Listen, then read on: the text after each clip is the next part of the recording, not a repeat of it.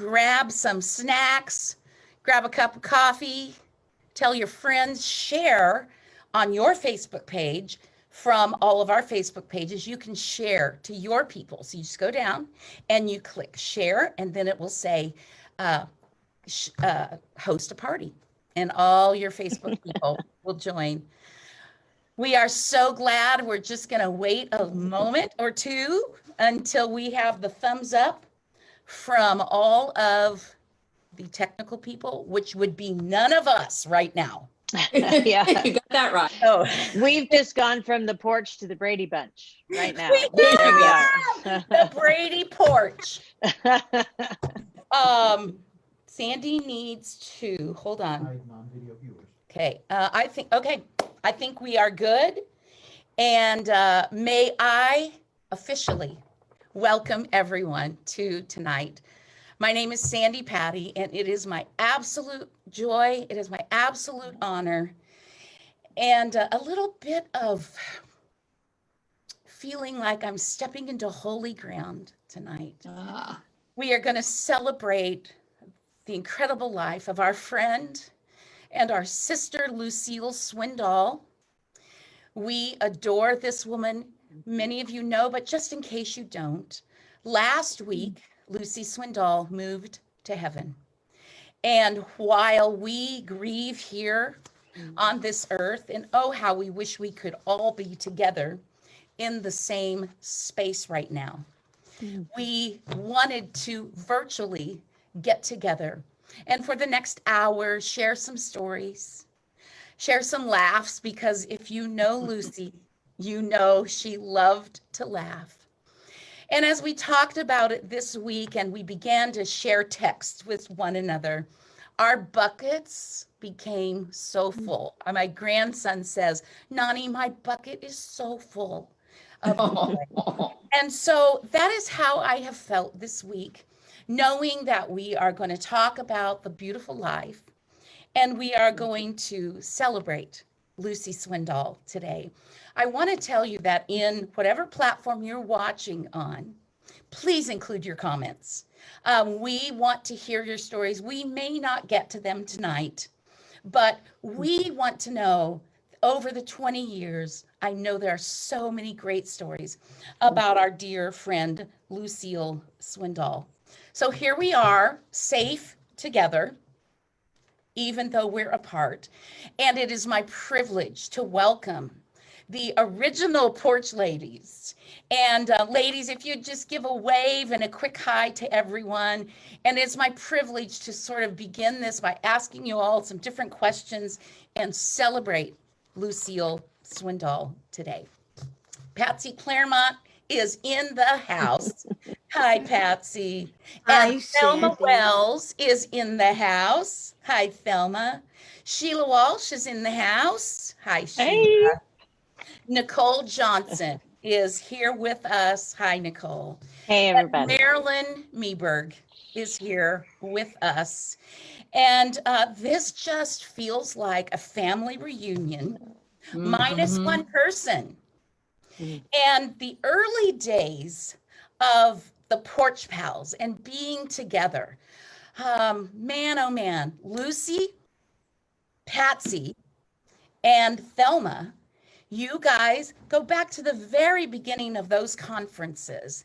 And so, Patsy, I want to just start with you and tell us some of the earliest memories that you have, especially about the conferences, but of course, especially about Luci. Well, I remember how surprised we all were that it was so popular right off the bat. We were in churches. We had not anticipated moving on to anything larger. We were in some of the biggest churches around and couldn't hold everybody. We had side rooms and people complaining. So we ended up in an arena, and I remember us standing in a little semicircle looking around at this vast arena. And when we looked back at each other, we were all crying because we could not believe God would entrust us with this kind of space, Wow. or that we would know what to do once we got up there. And so it was very exciting. I actually met Lucy inside the pages of her book, Wide is My World, Narrow is My Bed. And in that book, she talked about how to be introduced to great literature and great music and great adventures. And I remember writing them down on a piece of paper, suggestions of how to build a library and how to build a music package for yourself. And I went to the store and bought everything on the list as an introduction to upgrade my music. So, and also my my literature input. So that was very exciting to actually get to work with Lucy, and it was more fun than I could have imagined, and extremely inspiring again and again for audiences when they heard her, because she had this charisma and this natural impact on people that drew them in, and everybody knew they were going to be her best friend. They didn't know she already had one in Marilyn Meberg. They thought they were going to be her best friend. And Lucy was a celebration waiting to happen. But when you mixed her and Marilyn together, you knew it was time for a party, because they had sparks that set each other off. And so it was always a thrill up there when the two of them would end up on the mics, because you never knew what was going to come forth from either one of them. And it was great fun. Oh, Patsy, that is awesome. And I'm just reminded, before I want to get to Thelma, that for a long time, I thought Luci Swindoll was Chuck Swindoll's wife. Everybody thought that. I did not realize until later that Lucy is the older sister of Chuck Swindoll. So I just wanted to kind of clear that up as we were beginning our gathering, so everybody had some context. Thelma, tell us about some of those early years, and especially some memories of Lucy. Well, I'd be glad to, because Lucy was the first person I met when I went to Women of Faith. In fact, she was in her room dressing, and she saw me walking down the corridor of the hotel, and she said, hey, hey, are you Thelma Wells? And I said, yes. And she said, oh, come on in here, honey. Come on, come on in here. And we talked, and I'm thinking, who is this lady? I don't even know her. I don't even know. How does she know me? And why is she calling me into her room with her dressing? Okay. And then she said to me, we are so glad to have you. No. I want you to know that we're so glad to have you. And that was what I needed to hear at that moment, because I had gone in a different seminar thing. And for her to say what she said, we are glad you're here. We love you already. Ooh. And and other sweet, kind things that she said to me, and she had never met me. Love that. Yes. And that stayed in my heart, and has stayed in my heart all the time, because she didn't have to call me into her room. She didn't have to talk to me like she had known me for years. She didn't have to welcome me as she did, but she did. She did. And that's one of the reasons I started loving Women of Faith, okay? Or where we started the Porch Pals, okay? Because I saw all the love, not only in Lucy, but I saw the love in all of the ones who were on the porch. Yes. And I just, thank God. and said, Amen. I'm home, Jesus. Right. I'm home. I love that, Thelma. Thank you for that. That you just shared the essence of Lucy right there.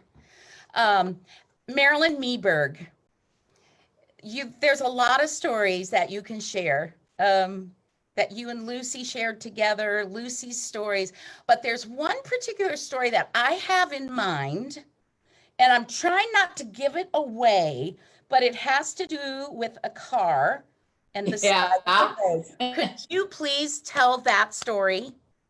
I would love to tell that story. I had not known Lucy very long, but I met her at her brother's house at Christmas, and she moved out a few months after that, she and her dad, and we just became instant friends, but I didn't know her well. And I said somewhat hesitantly when we were over at Chuck and Cynthia's and her dad and Lucy were there, I said, Lucy, I've got a speaking engagement in LA tomorrow. And I don't know if you've ever seen LA before, but if you would feel like it, would you like to go along with me? And she said, sure.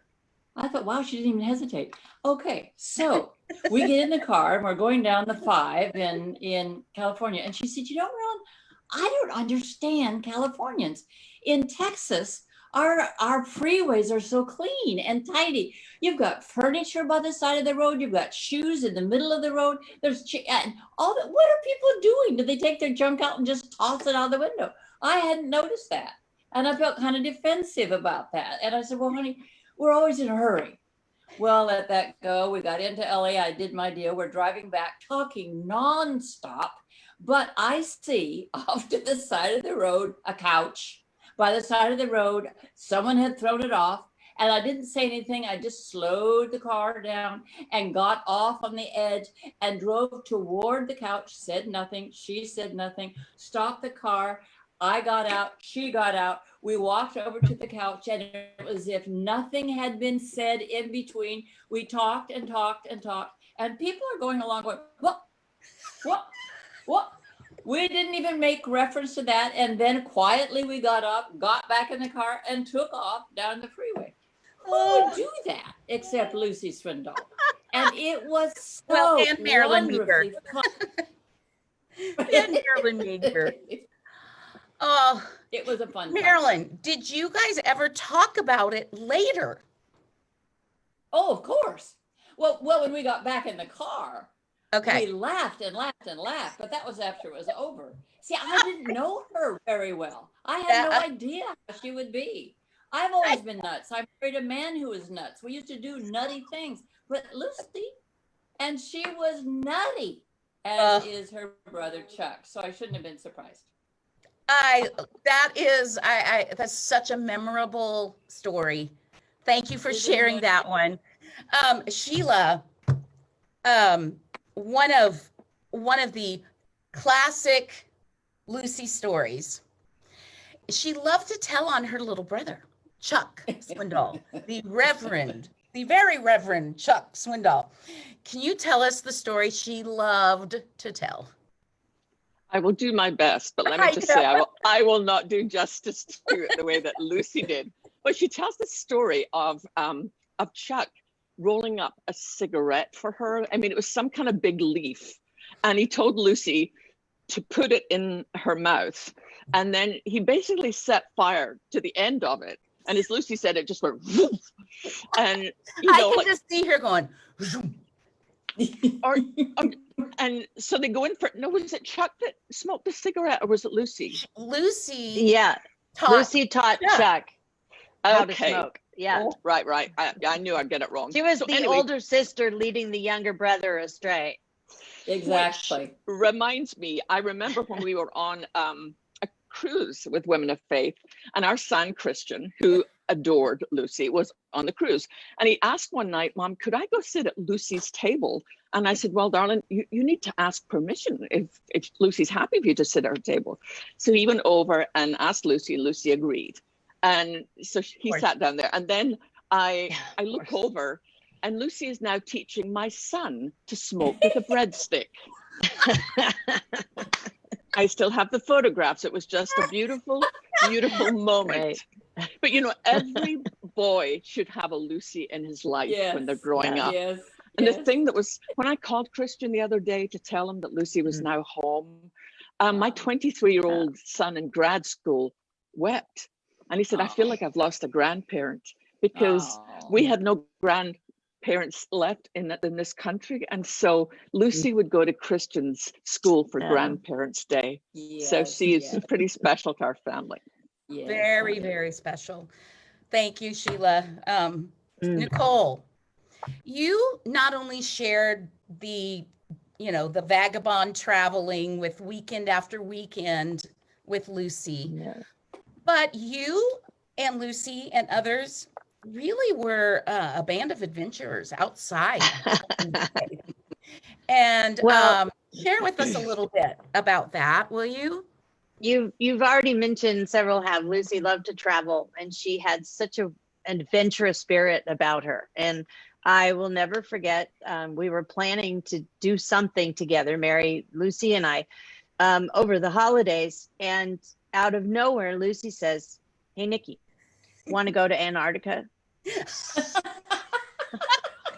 And I said, Lucy, I've never been to Paris. I could think of other places closer that we could go together. And she explained, and warmer and easier to get to. I mean, let's start small. But this was her 7th continent, and she wanted to step foot on it.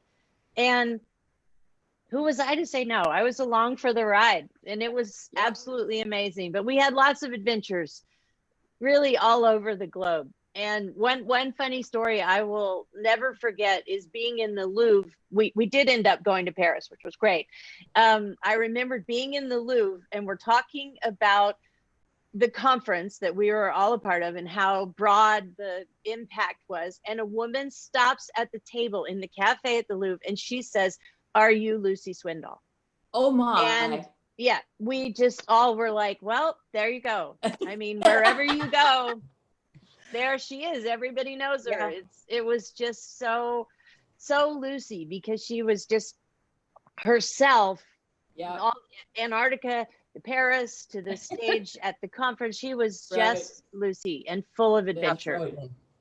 Absolutely. And I love that so much. And I just kind of want to point out that was before the internet and Facebook and all that. So that person who stopped Lucy, I'm guessing, had to have been at a conference. Right. That is just astounding. I really love that. So, we all have thrown out this week, as we've been texting each other, are some Lucy-isms. There's no way other to say that. Lucy-isms. So I'm going to give you a minute to think about some of your favorite Lucy-isms. I'm going to start with one of mine, because, Lucy she was so okay with who she was. But every once in a while, her doctor would say, you know what, for your knee, you might want to drop a couple pounds. So I remember when she came to the conference the following weekend, and she was telling a story from stage. She said, I did this diet for a day, and I weighed myself the next day, and I'd lost 2 pounds. And I said to myself in the mirror, girl, you look good. and that's one of my she just kind of did that. I look good. That is so Lucy. She just embraced all of who she is and modeled for us. And that's one. Freedom. So I'm going to open it up. Let's try not to talk over each other. But are there any Lucy-isms that come to your all's mind? I remember I came back from the book table, and someone had said something to me, and that an attendee, and it was kind of confusing, and I didn't know if they meant it as a compliment or an insult. So I told Lucy, Lucy, what do you think about this? And she said, honey, take everything as a compliment. And if I heard that once, I heard it 1,000 times in the years to come. Yeah, she really meant that. Yeah. And she did, and she had so much less worry, because she did everything as a compliment. Anybody Yeah. else? I'll just open it up. Anyone else? Sheila. One of my favorite things about Lucy, and this isn't so much a Lucy-ism, but it was just great fun that she and I would have on the road.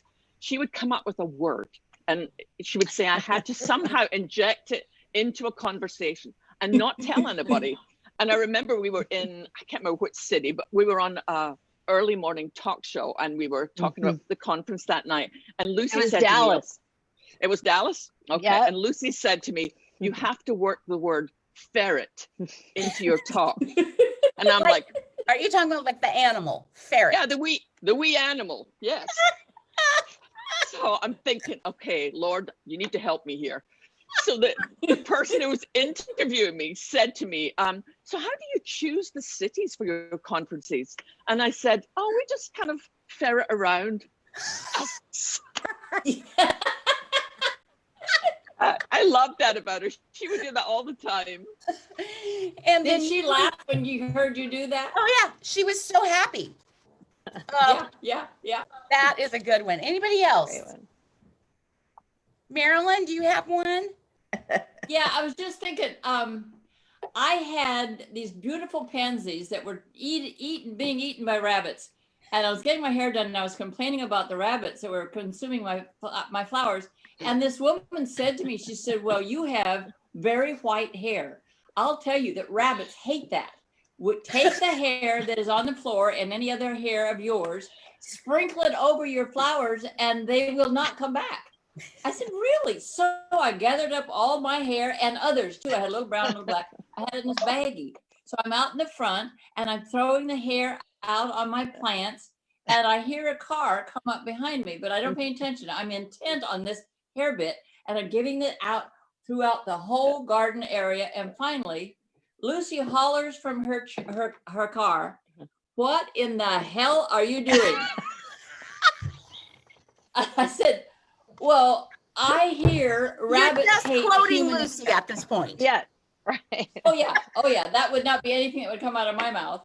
And so she said, you are putting your hair on all the plants. I said, they hate it. And that was the end of that. Oh, Never awesome. thought. But here's the interesting thing. I didn't get rid of the rabbits. Oh, But I did see a few rabbits hopping around with hair on their backs that didn't belong to them. your hair. Nicole, Yeah. do you have something? Do you have a Well, funny you Lucy? know, it's funny because there was one thing I remember saying to Lucy early on when we met that just cracked her up. And then she kept saying it from there on. So Yeah. it just became hers in a way. It was a Looney Tunes thing. And there was this, do you guys remember this? There was this guy he's entering this like temple and it says, the voice says, enter, O ye seeker of wisdom and knowledge. And then the other voice comes over the speaker when the guy doesn't move. That's you, fathead. And so Lucy would always say to me over something, that's you, fathead. Yeah. I remember that. I love that one. Thelma, I want to give you a chance to jump in here too. Well, Lucy would always try to teach me some things. And one was about money. And she would tell me, you know, get some money, save some money, give some money away, and all of that. Evidently, I didn't take that at heart because I'm not doing any of that she told me to do. Yes, I remember what she said. Yeah. And You remember the words, but not how to do it. I mean, that's right. Absolutely. And especially since I had children that I had to do stuff for. Okay, but it's okay. I know. But you know, can you all, let's just do the Lucy. When she says, you will always have money if you save some, spend some, give some away, tithe some, That's right. invest some. That's right. She sure did. All those things. I can just picture her doing that. And you know what? She always had money and she gave. Oh, she gave and was so generous with that. Most generous person I ever knew, truly and was. you know, that is true when you think about how she felt about World Vision. Yes. World Vision Yes. was a huge part of Lucy's life, whether she was traveling, how many children she ended up sponsoring. Sheila, would you talk about that a little bit? Because I know you went on some trips with her. The thing about Lucy was she just couldn't say no. When she saw a need, she didn't even see it as a need. She saw it as an opportunity. I mean, she would get really invested in the life of these children. I mean, she just had eyes to see people. And she always was willing to be the answer to her own prayers, which I just think is amazing. That's a great, sometimes we see needs, but she would be, I mean, she would pray for it. She would, and the fact that she would be up for every trip, no matter where it was, I mean, she just threw herself in. Do you remember the one trip where we all had to get weighed before we got on the flight? Yes, that was in Africa. Yes, it was. I still haven't recovered from that. It was a small Mission Aviation Fellowship plane. And they had to weigh us all before we got on the plane. And Lucy was the first up. She's like, come on. So who all went on that trip? I was not in the Porch family. So Patsy, you went on that trip. Sheila, Lucy, Marilyn, Thelma, Nicole did not. Wow. Yeah. Great times. Great times. Marilyn has done a lot of counseling for the Porch Pals over that, I think. You know, a richer woman for it. Patsy, would you just, I'm putting you on the spot here, but I think there's nothing, just simply state one of the things that people have probably asked all of us, what can we do for Lucy in her memory?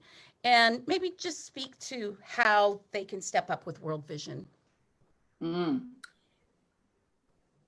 Were you doing that, Sheila, or am I? Because her heart was so big, and her way of giving often was to invest in children. And she had so many of the World Vision children. She could have had her own village named after her. She would say, I'm not taking another child before the trip. And then she would get there and she'd say, I'll take that one and that one and that one. And she'd be weeping the whole time she was saying it.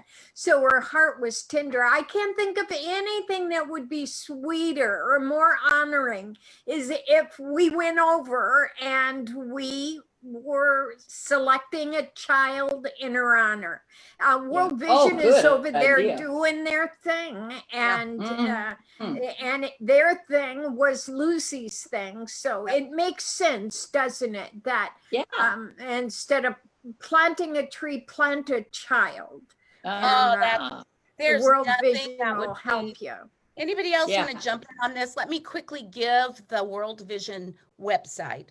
It's worldvision.org, and we'll put it up here on the screen here in just a minute. Not any of us, trust me. Our people will put that up on the screen in just a minute.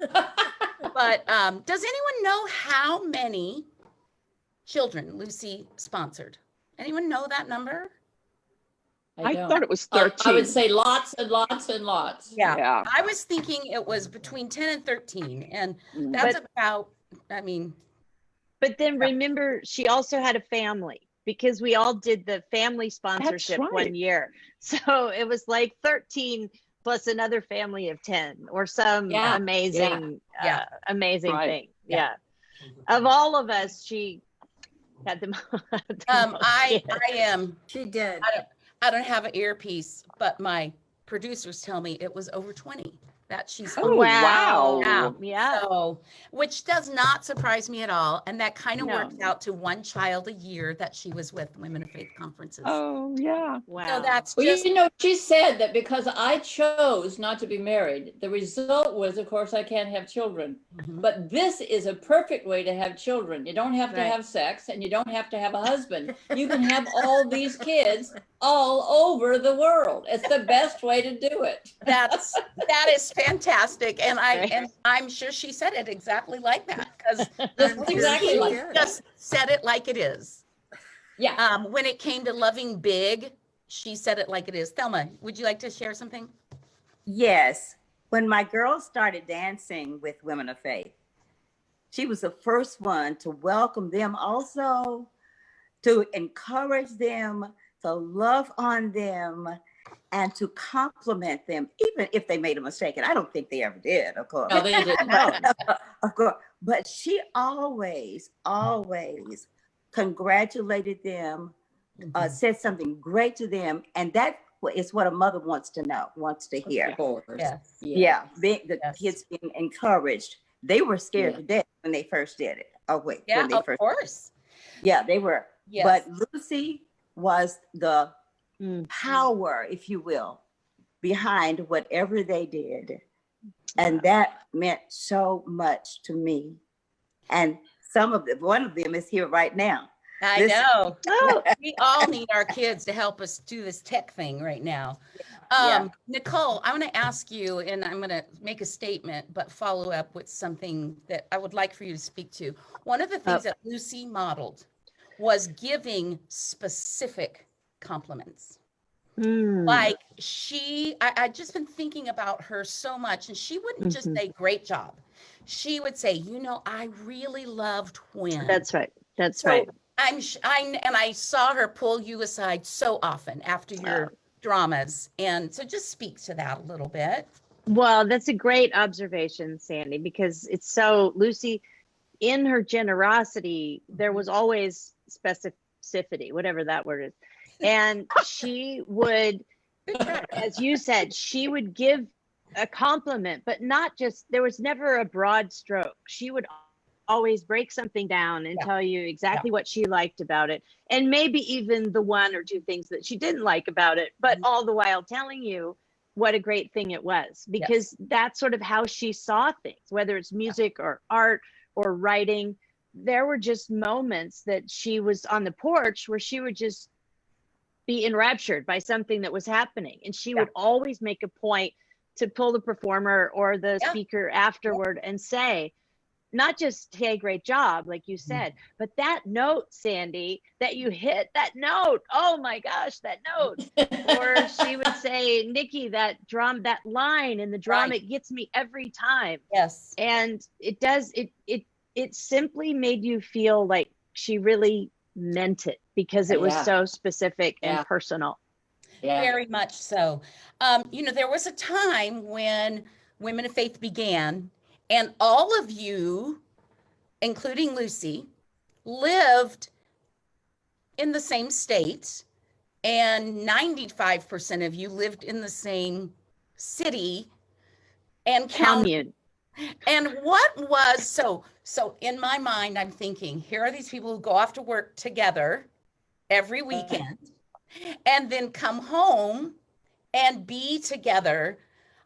I think maybe like everyone else, I just picture a conference happened at each person's house like every day, but that's probably not realistic. But what was that like, being work partners, but also being everyday life people? And I don't care who starts. I would like to say, as an only child, and then as a widow for 30 years, I love the commonality and the genuinity of this group. We all just genuinely loved each other and genuinely had fun together and laughed. I mean, it was not a fake. When we'd be on stage and doing anecdotes back and forth that had to do with each other, it was the real deal. So sometimes, in answer to your question, when we would get home to our respective places, we'd get together that same night and just sort of go over, well, what did you think about? Did I blow this line? Yeah. Oh my gosh, you were good then, and so on and so on. It was a continuation of the porch. Yeah, exactly. And I love that. It was this commune that kind of existed. And which leads me to, Sheila, I want you to talk about, you touched on it a little bit, but the role that personally Lucy played in your life. And I don't want to give all the answers in my question. So, you know what I'm talking about in terms Yes, I do. Yeah. She stepped up as another member of your family. Absolutely. Yeah. Absolutely. And I know the other ladies did too, but. Yeah. Oh gosh. So before I do that, can I just tell this one story that just absolutely cracked me up. Do you remember the New Year's Eve when it was about to turn into a new, 2000, what was it, 20, and we all thought the world was going to collapse. And so everybody, at that point, we were living in Nashville. And so Marilyn and Lucy and Patsy, weren't you there too? No. Flew in. No, I was in Michigan. Oh, that's right, you were in Michigan. But the rest flew in, and we were just going to have a fun evening on, just celebrating. And then if the world ended, at least we'd all be together. Yeah. Then Steve Arterburn, who was the original founder of Women of Faith, I did this thing with him where I said, Steve, will you call the house at like 11:30? And I'm going to pretend you're from a radio station, and I'm going to put Lucy on, and I want you to tell her she's won this fantastic prize, but she has to bark like a dog. And sure enough, like 11:30, Steve calls and I answer, and it's like, I'm like, Lucy, this is this amazing radio station from LA, and they say you've won an amazing prize. So I put Lucy on, and so Steve's doing his best radio voice, and Lucy's saying, I have to bark like a dog. And then she went for it. She was barking so loud, made all the neighborhood dogs running. And I just remember how she cracked my son up. Yes. And the fact that on his birthdays, she didn't ever just give anybody a little thoughtless present. A lot of thought went into Lucy's presents. A lot of thought went into how Lucy wrapped her gifts. Yes. And Christian still has a box at 23 of things that Lucy gave him. Books that would open up and they would show you all the birds of the world. And, how sweet.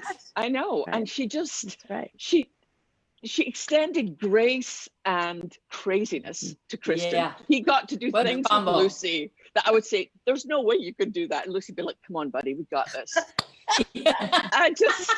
I know that Christian, I think about Christian was 6 weeks old when I did my first Women of Faith conference. Wow. And I think he got to grow up in the presence of these women. And what a rich heritage to have Thelma and Patsy and Marilyn and Nicole and you, Sandi, and Lucy in his life. I mean, he grew up among great women. It's going to be hard for him to find a wife. And he has a great mom. He does have a great fantastic mom. I remember one backstage, Women of Faith. It was Halloween. We were all away from home. And Sheila comes running in with a bunch of candy. And she's like, Christian is a Power Ranger. And he is about to come in here and trick or treat. It's all we've got. Let's go for it. So she gives Lucy and all of us a bunch of candy. And in comes Christian trick or treating. And we're all giving him the candy. And I thought, that is a good mother. That is really a good mother. It's also a great village. It is a great village. A great village. So let's talk a little bit about some of the things that happened on stage. But the first question is, would somebody explain why y'all started calling it the porch? Marilyn. Okay, Marilyn. Yeah. I have no idea why that happened, but we had these steps up on a broad circular thing, and then we were sitting lower than that. And it just felt like that was the front porch and we were on the back porch, and it seemed to stick. It's because it looked like that. A little porch. Nothing more exciting than that. Now I heard there's that very sweet and tender reason. I also heard, and it also kind of coincides with the snack bag, that all directs to Lucy, why the production team decided to move the speakers lower. So who wants to take that one? You know, we took turns being flagged by Mary with our the dear Mary words. Graham, who's watching. Everybody just take a minute and wave Mary. at our precious Mary Graham. Mary Graham. But you could read her lips, wake Lucy up. And she would send the snack bag to keep her alert, give her a little sugar rush and open up her eyes. Later, we would find out she had a little sleep issue that required medication, and then she did fine. But there was some seasons in there where seating off the main porch was very necessary. And Barbara Johnson was with us from the beginning until she went to be with the Lord. And the two of them could simultaneously doze off. And it was getting harder for the audience not to notice. So that was a full-time job. That is just fantastic. And we had to toss candy all over the place, hoping it would land and wake them up. I mean, we were busy. Start throwing it at them. Yeah. It wasn't always for eating. It was often for, missile launches. Wake up. I remember one night. I remember one night I had tell that other story. The snack bag down on my end, and Lucy was falling asleep. So I'm trying to send it down there, again, trying not to be so conspicuous. So I grab one of the pieces inside and I hit Lucy, and she's like, "What?" And I said, "Do you want a snack?" She said, "No, I want a hamburger." Oh, I just held on to the snack bag. Yeah, that was a hamburger. Wasn't going to do it. That is so I've heard tale of a story about an escalator, but this was before I had the privilege of joining the team. And so I don't know the story, but please tell the story and just in all of its I'll take it. Nicole, go. So Mary and Lucy were traveling, and they were in Paris, and they were leaving Charles de Gaulle Airport to come home. And Mary and Lucy, they said they thought they had like 14 carry-on bags between them. And Lucy gets onto the escalator, and Mary is right behind her, all the bags. And all of a sudden, Lucy falls. And maybe the person in front of her fell. And then, that's right. The person in front of her fell, and it was the domino effect. And Lucy was going up toward the top of the escalator. And the thing I remember the most is she said, "I'm realizing as I'm going toward the teeth of the escalator, it's either going to be my clothes or my hair." And I'm like, "Dear Lord, please take the hair. Take the hair. The world is not ready for this." And she would tell that story, and the audiences, we could not breathe. We would be laughing so hard. And one year in Cincinnati, we were just getting started, and we were all laughing so hard. Lucy was laughing so hard that she couldn't even get through to the end of the story. And, she speaks last, which was always a big deal to Lucy, because she would, have to hold on until the very end. And we could promise the audience that we saved the best for last. Absolutely. So here we are, all giddy after lunch. And Lucy is saying, "The world's not ready for this. Take the hair." And the audience can't stop laughing. And that was the message. That was like, I think that the gospel was just, that was what we came for. Come to Jesus now. That's right. I love that so much. I forgot about that one, Nicole. I know. I also heard that when she would get on the elevator after Friday nights, and the elevator would be packed, and she would, with the women who had just been there, and Lucy walks on, they're like, "Oh, it's Lucy Swindoll." She would turn around so she's facing everyone and ask them all to sing with her. And so she would just, am I making that up, or is that? No, that's right? true. No, the doxology. Yes. The doxology. And then she would say goodnight and make her exit out the And as the song wasn't done, she would keep singing. Yeah. While the elevator doors closed and she went to her room. I love that so beautiful. much. One of the things that is so very defining of our precious Lucy is she loved art. She loved music. She grew up in a very musical family. She would often talk about singing harmony with her family when it was nighttime and they had the windows open, and how the neighbors would say, "Why didn't you sing last night?" And she loved singing. And she and I would have a chance from time to time to sing weren't those together. great moments? And it was just the sweetest. And somebody asked if I would tell the story. In fact, I posted this recently on my Facebook. The first time that Dawn sang with me the prayer, Mary Graham was really taking a chance, and Shonda Pierce said, "You should have him sing the prayer." And I honestly don't know why Mary Graham said yes, because she thoroughly vets everything. But she said yes, and Lucy is down like this in her seat. Yeah. Right? You can picture it.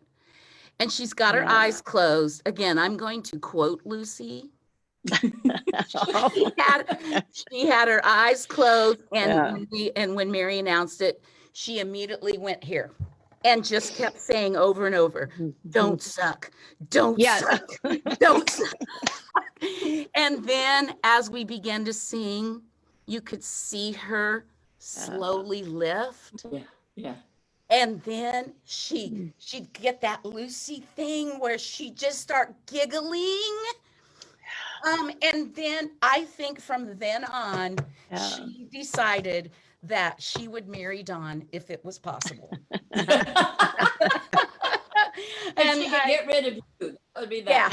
And I don't think she really cared at all. She was willing to share, I think. Yeah. But she also was such a beautiful artist, and y'all have touched on the personal cards. They were not store-bought. They were Lucy. No. With her heart. Patsy, talk a little bit about her art and what that meant to her. Well, her home was a piece of art. She designed it, every square inch of it. She had a library that was the width of her home with a walkway that went into the other rooms. And it was a magnificent thing to see, because it was done to the nth degree. And she designed every cubby to hold beautiful glass pieces and sculptures that she had, and books she'd collected, and her journals were stacked up forever on the shelves, and her journals were pieces of art. I always thought they should be in a museum somewhere where people could see and be inspired by what she did and how she did it. She put maps in there of every country she visited. She would say to me, "You know, Patsy, the most fun of a trip is before you go." And I said, "How could that be?" She said, "Because you get to dream and plan, and you make all your maps, and you study the land and the people, and you go with an idea of what you're going to experience so you can fully enter into it." And it was just, everything she was saying was beyond me. My mind had never gone there. I'd never thought that wide or not that colorful. And her walls were lined with beautiful art, and even pieces that she had hand lettered that were just impeccable. And so her passion for it really sparked many of us to kind of move out of our safe areas and to try some things that we didn't even know we could do. And we may never have gotten to the place she was, but we got farther than we ever believed. And it colored pages inside our heart and our life that we will always be grateful for. Good. Very much. Nicole, Beautifully said. Do you have that journal? I do. I have, Just a small example of Lucy. Right. Traded journals back and forth. But she gave me this one, and of course, in typical Lucy fashion, she wrote in it. Here we go. You can see, look. And that handwriting. That handwriting. Oh, and a little watercolor. right there. And she majored in lettering in Yes. college. I don't know that they even offer that as a major anymore. But her handwriting and her attention to detail, and Sheila, as you said, gifts, she would sometimes hand make this paper, or she would find paper, or she would take a paper bag and then decorate it with her, just her style of anything. Yeah. So creative. I'm so glad you have that. And, I want to mention too, that with all the things that we've talked about that Lucy is, she was a brilliant businesswoman. She was a fair and honest businesswoman and a very fierce leader in a major company as business, while she would sing at the Dallas Opera.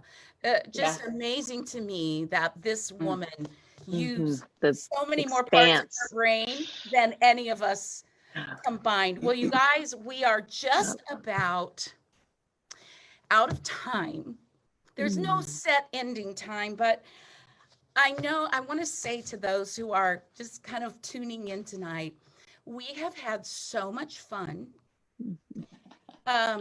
just thinking about tonight and being together and remembering, even it's just been on this massive text, that we have decided with each other, we want to do this more.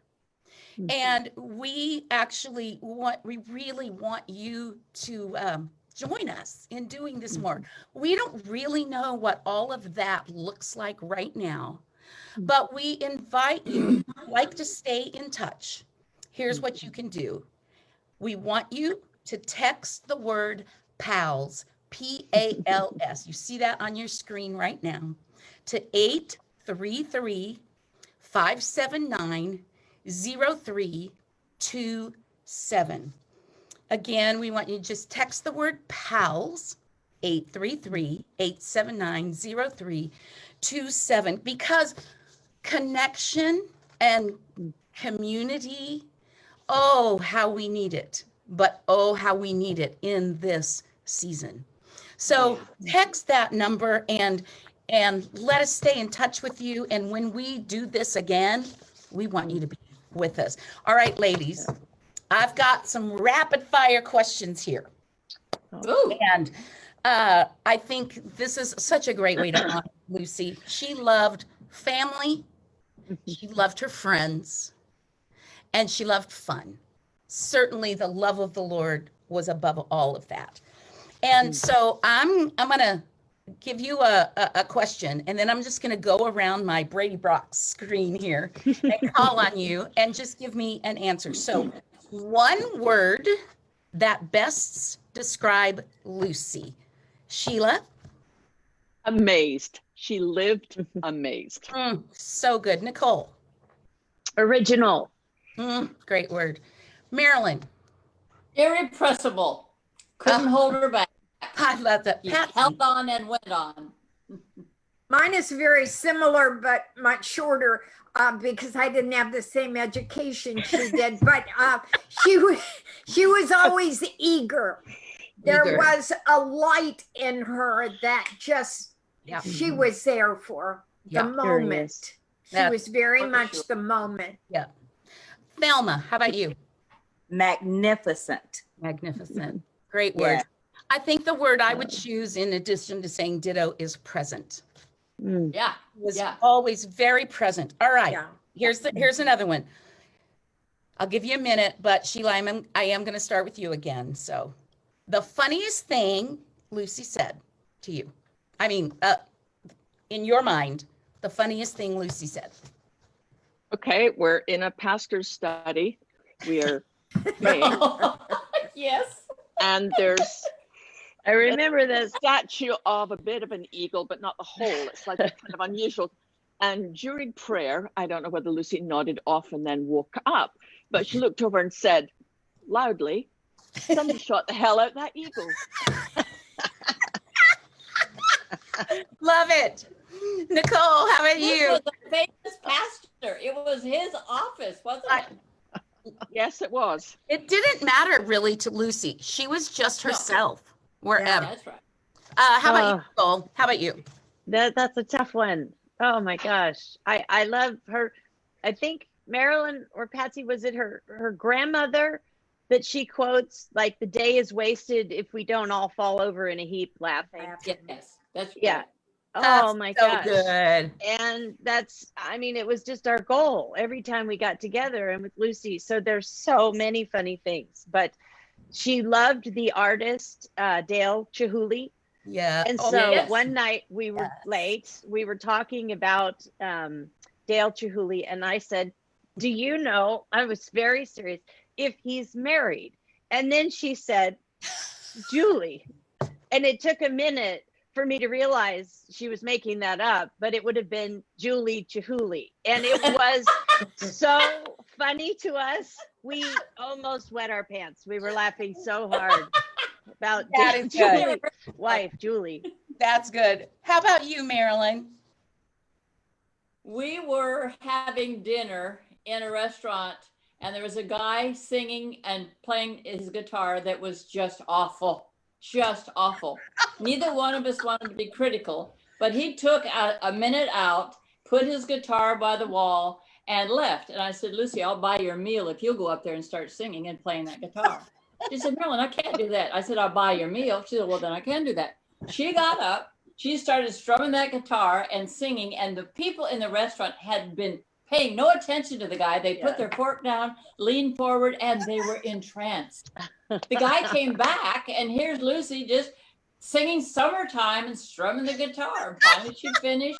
They cheered, and then she put the guitar back, and he came back, and everybody went back to eating. That is classic Lucy. Patsy, how about Poor you? guy. It was the end of his career. Well, this isn't exactly funny, but it is so endearing to me. She liked to give nicknames, like Yes. Bubba and Babe were her brothers. And she used to call me Patsy Wets all the time. Patsy Wets, come over here. Yeah. And I didn't tell her that was a name from my childhood that I didn't like, but through her lips, it redeemed that for me. I loved when she called me that. It was so warm and endearing of her. And another thing was, I gave books to all the girls on Toot and Puddle. It was a children's series on friendship. And she found two little figures, stuffed ones of Toot and Puddle, and brought them to me. And when she went on a trip, I gave her one, and she put it in different scenes and took pictures of it and sent me postcards. And one was a watercolor outside a castle window. I just treasure those. Yeah. So sweet. That's a good one. Thelma, Great one. what about you?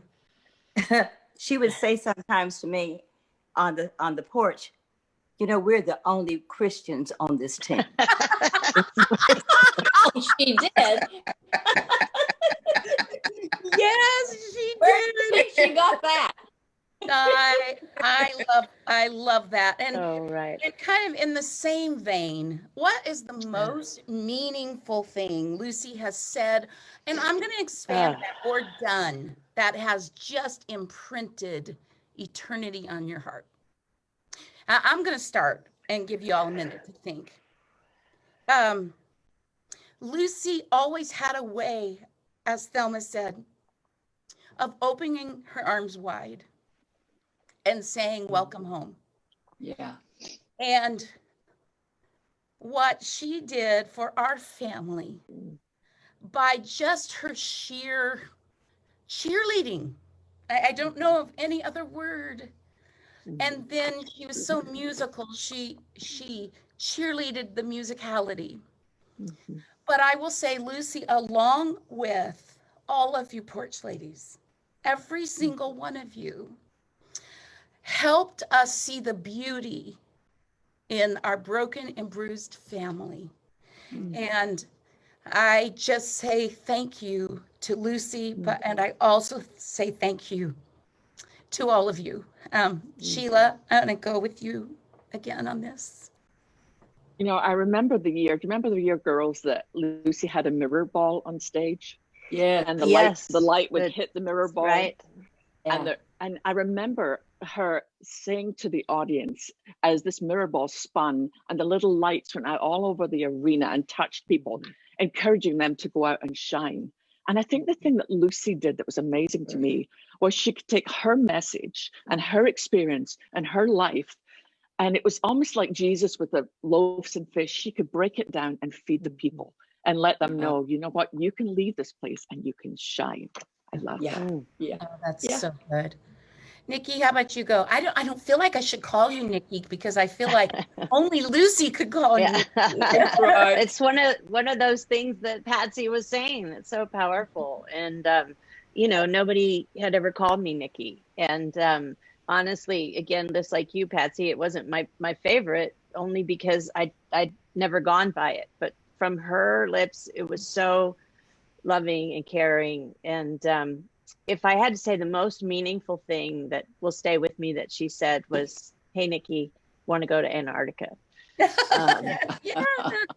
Because and she meant it. She meant it. And we went, you know, we had an incredible time and adventure. And I think, you know, it's true when I say I would not have gone on that trip myself. There was, I wasn't just yearning to go to Antarctica, but I will never be the same from having gone on that trip with her and with Mary and experiencing what we experienced. And I think about it now, and I think about those icebergs, and, you know, Lucy was a force like so many of those, and just an amazing, original, unique woman made just in the beautiful image of God. And I think she just opened up so many possibilities of what it could look like to be a woman who loved God and all the things that she enjoyed. Yeah.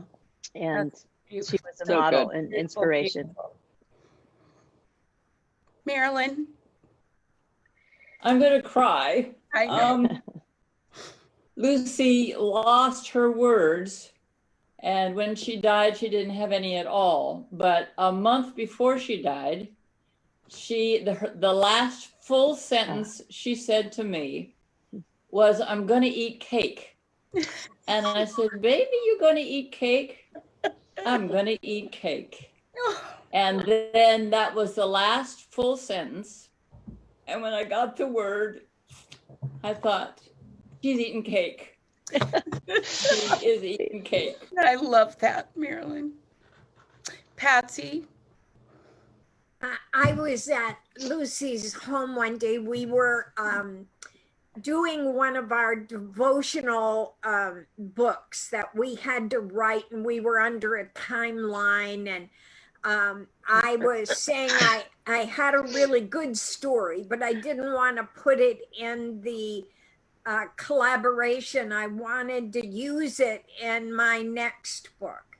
And she said, honey, when you've got something to give, don't hold on to it. God gave you for you to give it away. And when you give it away, you make space for him to give you something brand new. Wow. She said, all you have to do is step out your front door and say, Lord, show me.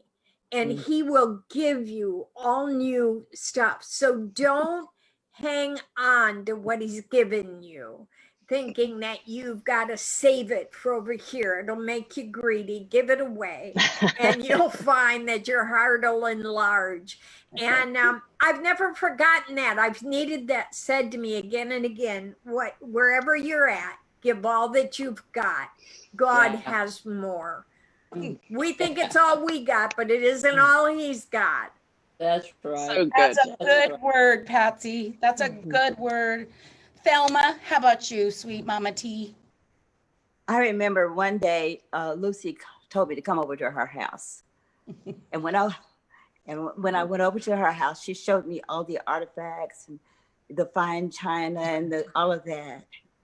And then she said, oh, come on, girl, and let's eat something. Now, I loved her, but I didn't realize that she loved me enough Oh, to give me, to give me that private setting. There was nobody but Lucy and me. Yeah. And she told me about all of the things that she had gotten from her mom and blah, blah, blah, and showed me many, many things and taught me many, many things that I will take to heaven to see her and to heaven with me. She pulled me into her house and said, look at this, see this. Yeah. And what a beautiful picture too of, if we could get it, of God saying, come in, come in, sit at the table. Our time is kind of come to an end, and I want to, and have been asked to say a couple of things. I do want to remind you all, worldvision.org would be just a great way to remember Lucy. And I also want to remind you of Text Pals to that number that you saw on the screen. There's you know what? If this child was an envelope, Lucy would sponsor him. Yeah. Lucy would say, he's mine. Look at that baby boy. And don't forget to stay connected with us. We want you to text PALS to 833-579-0327. Now, one thing we haven't actually sat down and talked about tonight, and it's usually implied, but I want to say a couple of things. There is nothing that Lucy loved more than when people could find and follow Jesus. Nothing. Nothing. Marilyn would often give the gospel, talk about what it meant to be a follower of Jesus at the end of our conferences. And Lucy would rejoice at the cards that would come in. And I'll tell you, one of the biggest impacts that Lucy has had on all of our lives is, this doesn't sound, I don't mean this to sound disrespectful, but one of the criticisms I think that the conference would get, it's not about Jesus. And yet it was all about Jesus. And Lucy, because she knew who she was in Christ, would simply be herself, her amazing, her body, her insightful, her funny, her smart self. And so many women would say, I didn't know that I could be real and serve Jesus. And so I simply want to say, other way to honor Lucy is to find and to follow Jesus, as she is even tonight celebrating in the presence of her heavenly Father. Whoa. You guys, I know that we all know when we hear the next words I'm going to read, Lucy knew this poem by Sarah Teasdale by heart. And I have found myself, as I've become, as Patsy says, more seasoned in this life. You know, Sheila and I are older than Marilyn and Lucy when you guys started Women of Faith. I just find that a really interesting little fact. That's not right. You were older? We are older than when you guys were when you started. Oh, I don't do math something? well. Yeah. But how many times, time and time again, we would hear Lucy say these words. And then I want to give each of you just an opportunity to say one last thing before we sign off. It's called Wisdom by Sarah Teasdale. When I have ceased to break my wings against the faultiness of things, and learned that compromises wait behind each hardly opened gate. When I have looked life in the eyes, grown calm and very coldly wise, life will have given me the truth. and taken in exchange my youth. Yeah. It's by Sarah Teasdale, but to us, it is everything Lucy. Sheila, would you like to have one last word? I just know that if Lucy was part of this conversation tonight, she would want you to know that you are loved by God just as you are. She would want to tell you, come as you are. Don't clean yourself up to come to God. You get to come as you are, and you are loved. Oh, good. Thelma, say something. One of the greatest opportunities that I had was to bring my children up with Luci Swindoll. She loved them. Oh, yes. Yeah. And I just can't think of a greater thing to say than she was an example for them, even though she might not have known it. Beautiful. Everything, yeah. Beautiful. And that's all I say because I don't want to cry. I know. That's beautiful. How about you, Nicole? I'll call you. I don't want to cry either, Thelma. In honor.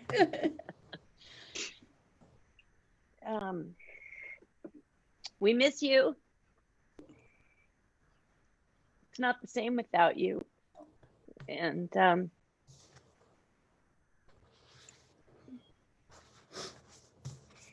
you were a good friend, and an amazing picture of what life in God is all about, the fullness of life. And you tasted so much of it, and you were such an example to us. And the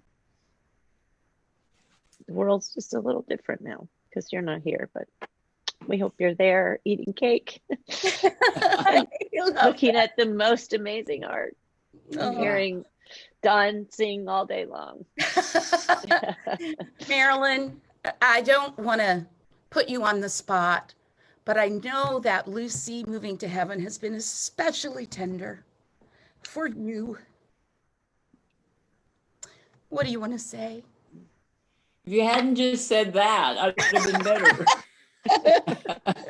You know, our kids, my son Jeff and Beth, learned so much from Lucy. And Lucy taught my daughter Beth to swim in a straight line. Beth would run into the side of the swimming pool, which was not comfortable for her. And so Lucy taught her how to swim in a straight line. And when I told Beth, when Lucy passed, she said she went in a straight line. Thank you, Jesus. That's beautiful. Yeah. Patsy.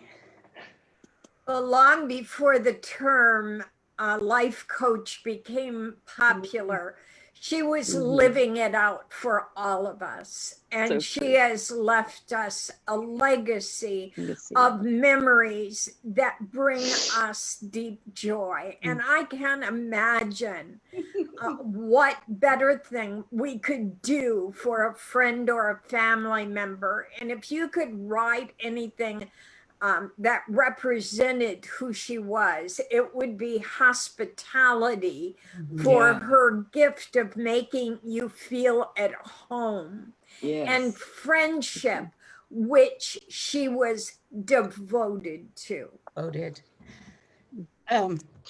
Lucy often was quoted from stage. She says that she always felt that the greatest characteristic of another person was kindness. Yes. That kindness will take you through anything.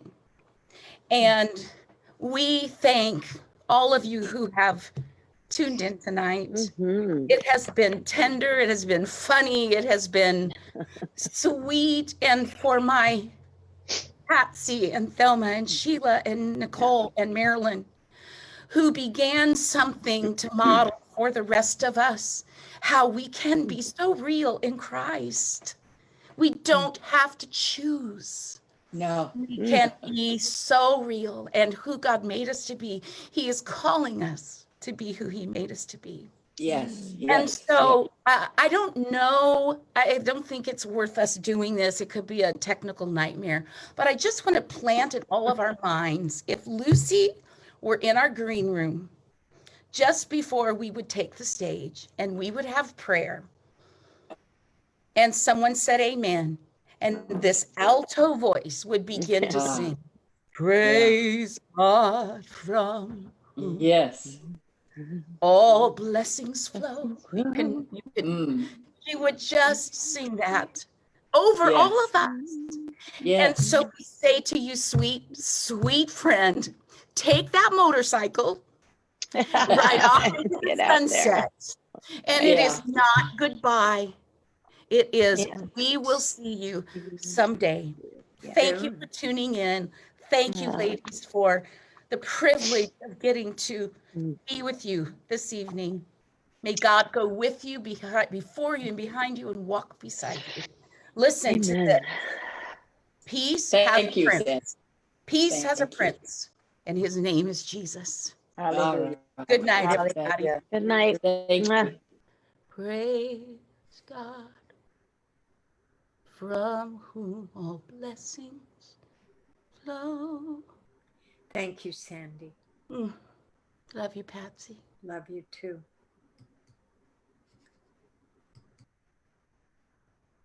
Praise him, all creatures here below.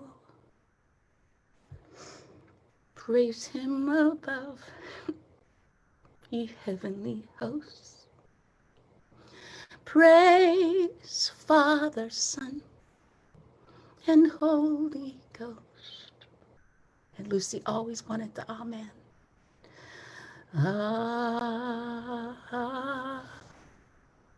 Amen.